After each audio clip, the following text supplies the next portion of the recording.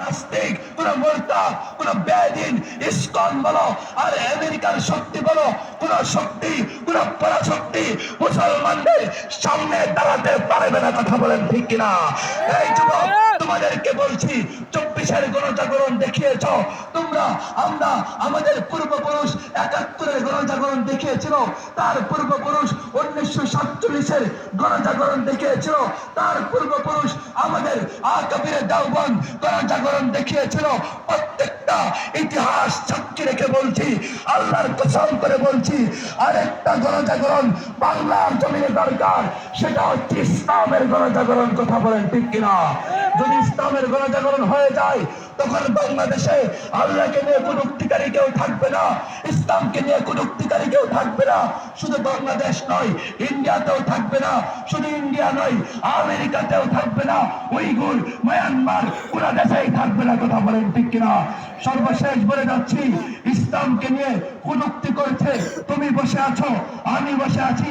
যুবক, তোমাকে বলছি, ইসলামকে বোঝাও, ইসলামকে মানতে চেষ্টা করো। তোমার ভিতরে সালাউদ্দিন আইয়ুবী আছে, তোমার ভিতরে সামনের প্রজন্ম আছে। আল্লাহর কসম করে বলছি, তোমার মাধ্যমে বাংলাদেশ থেকে সেই তাকবীরের ধ্বনি উচ্চারিত হবে, ফিলিস্তিন গিয়ে থামবে, তোমার মাধ্যমে গজওয়াতুল হিন্দ হবে। আজকে থেকে সেই পয়গাম নাও, আজকে থেকে সেই যুদ্ধের বাসনা নাও। আল্লাহর কসম, আমরাই বিজয় লাভ করব।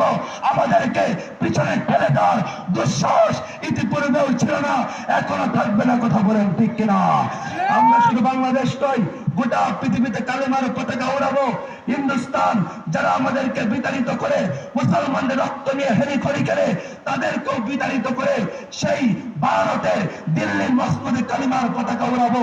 এর জন্য আমাদের প্রস্তুতি নিতে হবে, আমাদেরকে তৈরি হতে হবে। জিহাদের কথা, জিহাদের আয়াত, জিহাদের বাণী সবকিছু আমাদেরকে বুকের মধ্যে লালন করতে হবে। কথা বলেন ঠিক কিনা? নাস্তিক, মুরতাদ, বেদিন তখন তোমাকে দেখে পালাতে বাধ্য হবে। কথা বলেন ঠিক কিনা?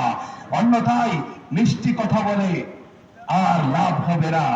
এর জন্য ফরহাদ মজহার সুন্দরভাবে বলে যে বাউলের পক্ষে আমি আছি। আমরাও ঘোষণা করছি, গোটা বাংলাদেশ তার দলের বিপক্ষে আছে। কথা বলেন ঠিক কিনা? তৌহিদি জনতা, আমরা ঐক্যবদ্ধ হব।